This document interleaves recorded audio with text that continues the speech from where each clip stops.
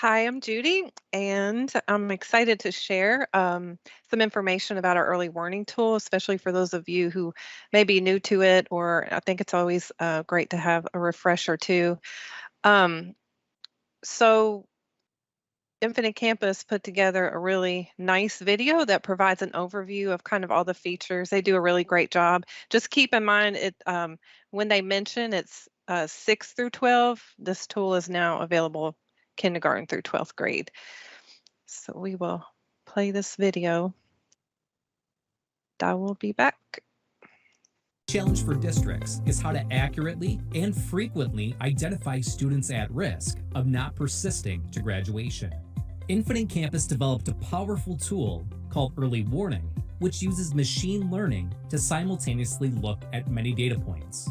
These algorithms measure how risk factors like attendance, behavior, academics, and home and school stability interact to predict promotion to graduation. There are many examples of machine learning you likely interact with daily. Your email system knows which messages are important and which are spam. Your credit card company automatically detects fraudulent charges. Your online radio software learns what music you like. You can search for cat in your backed up photos online, and the software will show you cat pictures. But how does this work? The computer, the machine, is learning it. The machine learns what it is about emails that tend to be spam. It learns what it is about purchases that tend to be fraudulent. It learns what it is about songs that you tend to enjoy. It learns what in a photo separates cats from not cats. And Infinite Campus learns what in educational records tends to separate enrollments with good outcomes from those with bad outcomes. Early warning is not a one-size-fits-all. The system is highly localized and contextual to each child's educational environment. It's also automated, which means the software can keep up as students' records change. This saves time and human resources by letting computers do what they do best, and saving the tough interpersonal work for people. Student privacy is our highest priority. Campus Early Warning learns risk factors based on population-level trends and doesn't store individual students' information.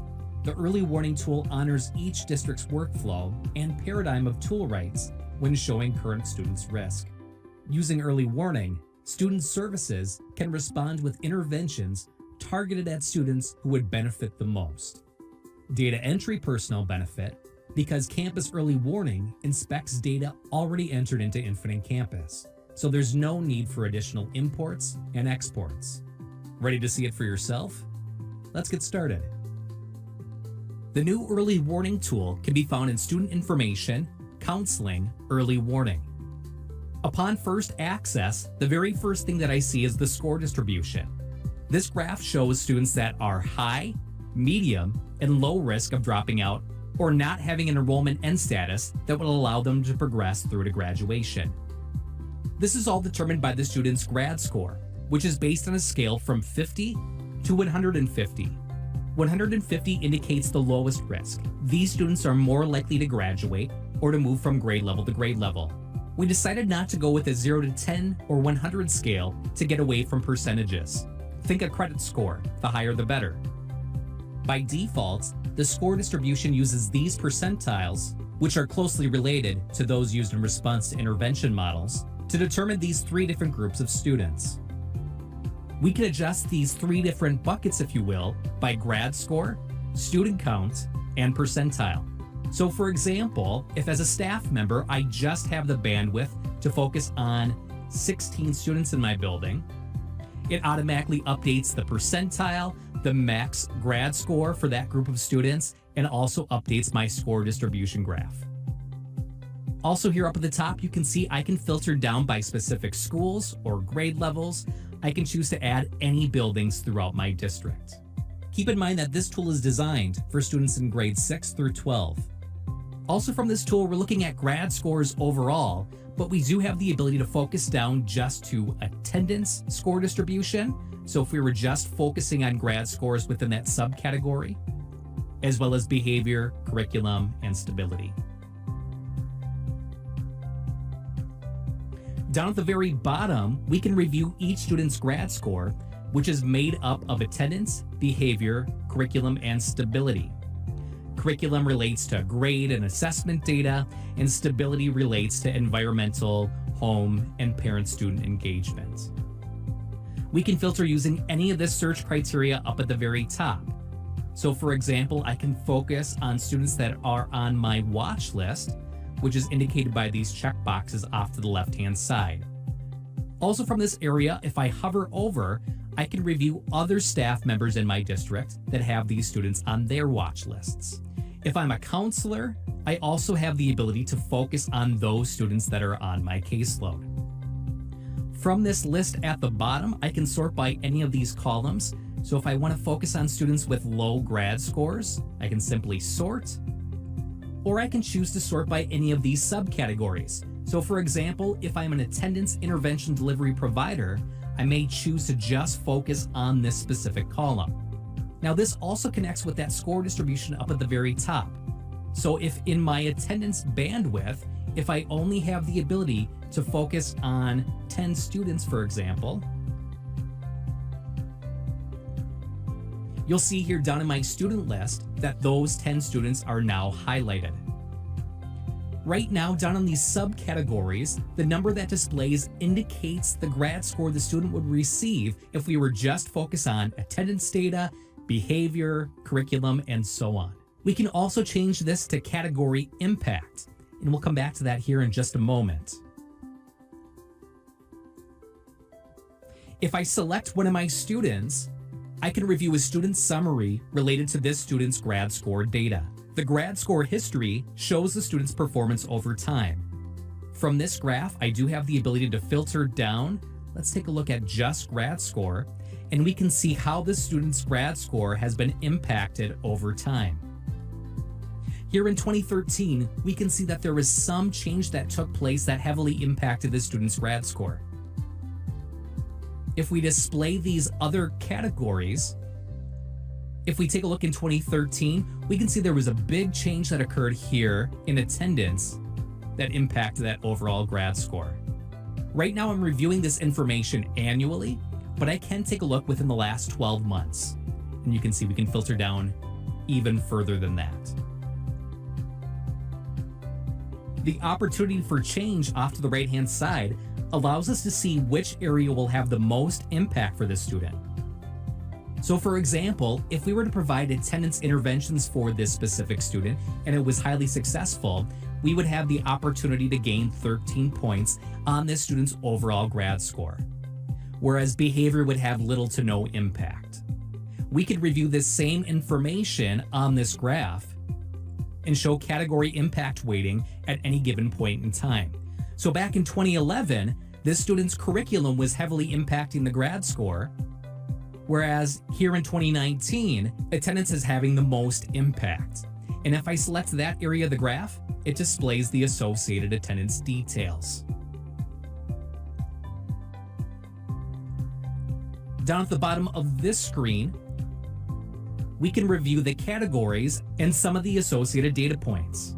This gives you an idea of the type of data we're looking at for each student. Of course, there are some additional data points that aren't displayed on this current screen. For example, in the stability subcategory, we also take into account race, ethnicity information, gender, free and reduced status, if the home telephone number constantly changes, and any other census data changes. Again, these aren't all the data points that we're using to calculate that grad score, but those that the district may have some agency over to provide intervention delivery. Also from this tool, we have quick access to other areas, student profile, attendance, behavior, and so on for this specific student. This tool is not using counts or thresholds. The machine learning is comparing historical data of students with similar data points and looking at success rates. Traditionally, people in other products design threshold-based reports to help identify students that may be at risk. With our integrated machine learning solution, the system learns and is able to closely predict student outcomes. Keep in mind, this tool updates on a daily basis. As a student's data changes, this system will continue to update the student's grad score and all category data. With that information, we're able to prescribe the area of intervention that may have the highest impact on student success. That prescription is grounded in what the machine has learned, taking into account this student's performance and comparing to that of millions of other students.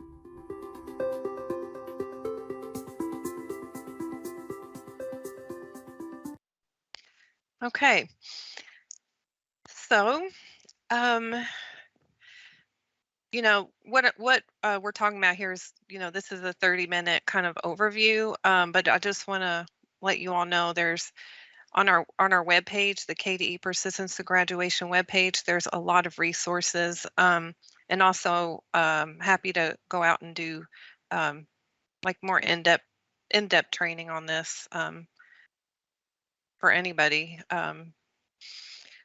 Uh, all right, so like with anything, a tool is a tool. This is a very powerful tool, and in terms of really getting the biggest bang for your buck with the tool, looking at kind of the continuum of the use of the tool with a team, with intention. So these are just, I'm going to do kind of a quick, what are the 5 kind of keys for implementation? And this is taken from kind of the best of what we know is out there on the implementation of these systems. So one is, the best approach is really with a team. There's a lot of current teams that are existing. This could be embedded into, and I'll share a little bit about how one district has used this tool in this capacity. Number 2, in terms of exploring capacity, I think one of the challenges is, well, especially now, it's going to just intensify, I think, the growing needs and challenges around behavior attendance with all the fallout that we're seeing from the what we're going through as a collective.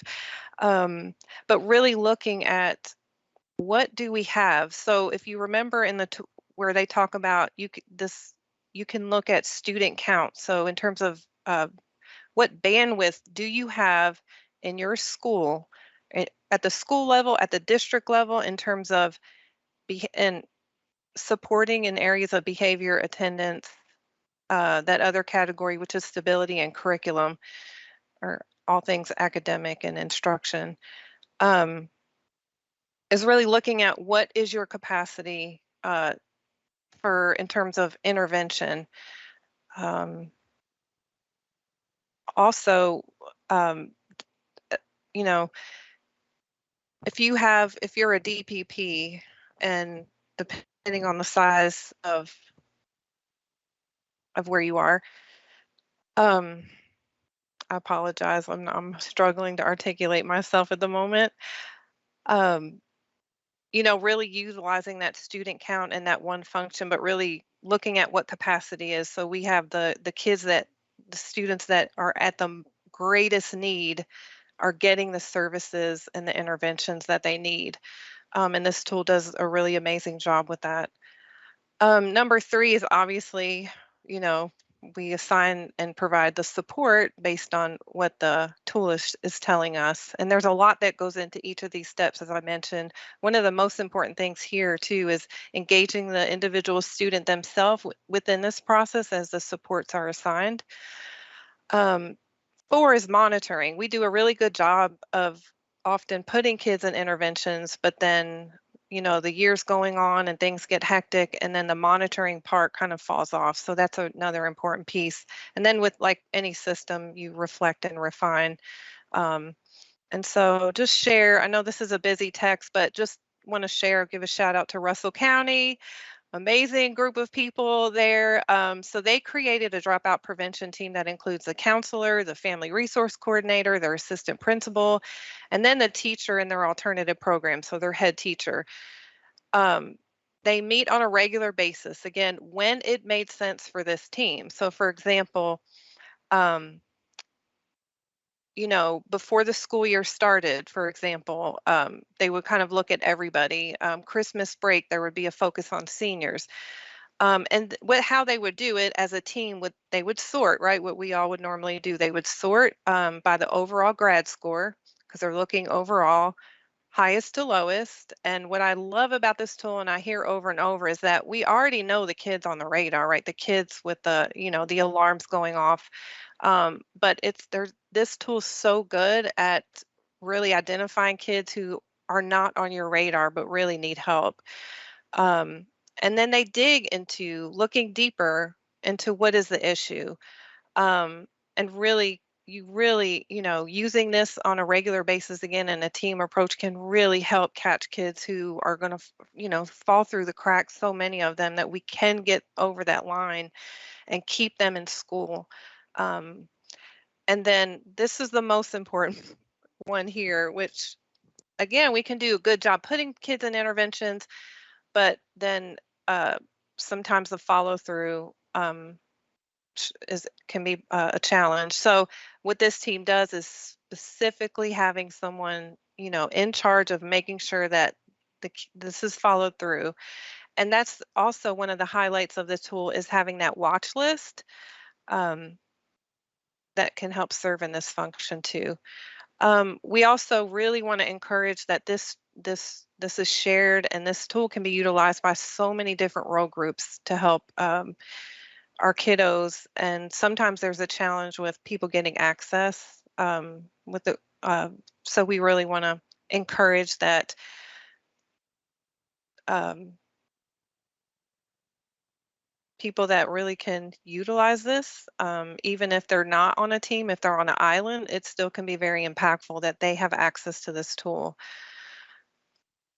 So in terms of access, this is what we train on, is to contact their liaison, that they need to have read tool rights. And in terms, there are some concerns, about privacy rights and things like that. You can restrict permissions for certain components.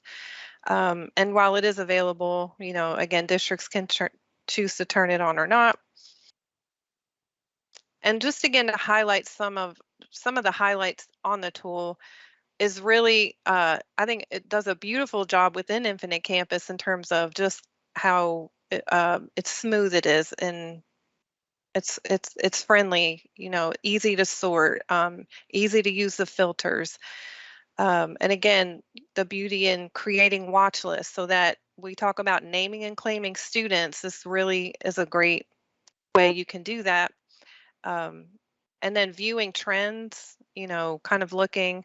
I think it's a really neat feature about, in terms of viewing the trends in the past, to kind of reflect on, but obviously it's what can we do at this point moving on.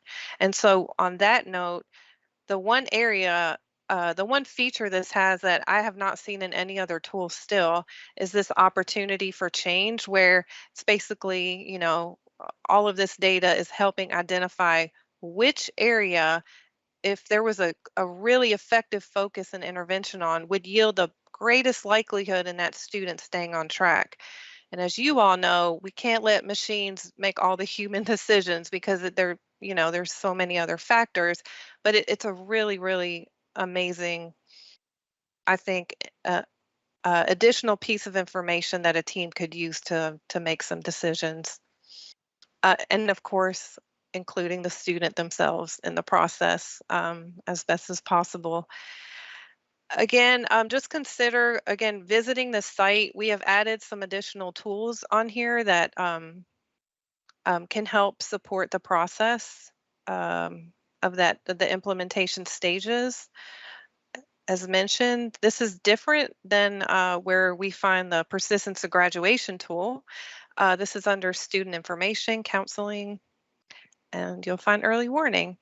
And then just consider creating, if there's not one, a dropout prevention team, um, or encouraging the teams that already exist to consider early warning. Like, there's a lot of PBIS teams out there. There's trauma informed teams. There's, you know, PLCs, all kinds of different, just, um, you know, different groups and teams that could benefit from this tool. And again, it's the beauty of it. You could pull it up online. It's updated on a daily basis, and um, you can pull it up online in a meeting. and work with it that way. So again, there's a lot of resources, but also we are really, really interested in getting this tool into more hands to really catch these kiddos before they fall out or are pushed out of our system. And then we have some exciting updates that should be coming around the corner in the fall with Early Warning Tool. Um, so once those are out, we will definitely be sharing those. And with that, I will open it up for any questions. I will try to answer. We have some awesome people on here that could also probably support that as well. Lisa Keeter's done a lot of work and support on this tool too.